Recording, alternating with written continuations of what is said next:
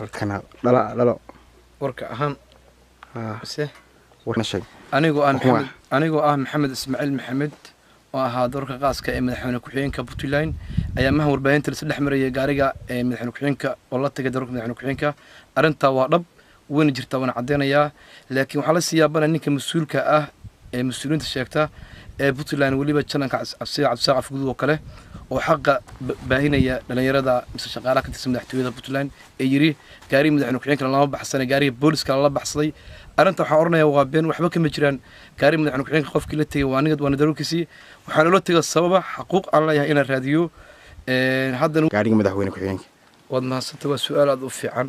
waxa kilifay muddo 2 sano iyo 4 bilood gaariga waday bishaar waxaan qaatay 2 bilood oo qura كليجنا كمان هذا مدحتوه لما كهذا يا لما شغالة مدحتوه كتر سن كليجي معها إن كليوس كوي حنتها سراكيد باله وحالة شغالة هو شغالة كره أنتم مشاركوا بالأسيين دبنا محل الصبح سجاري أنا وردني حقوق أنا هاي ينا الله قالوا مال اللي حقوق ذا كوير كرو حد أنا أضيالك وجاري جورد شيء سوح العب سقف كده وشيء جيبه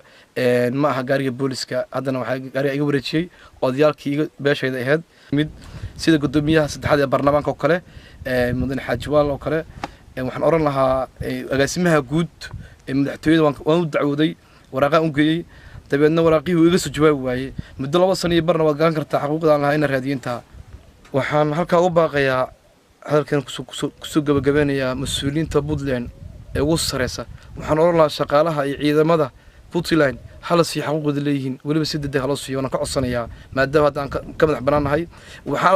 aad u mahadnaqayaa saxaafadda dhamaan dadka jaraadaha qorwarka ee gudbiya gaariga inuu soo tagay xuquuqdana uu la doodayay ee qoray website maalintii waxaan ka qarsanayay wiilkoo siin kari way madaxweyne ku-xigeenka Puntland lacagtiisa gaarigiisa la baxsaday arrinta way jirtay wana dhab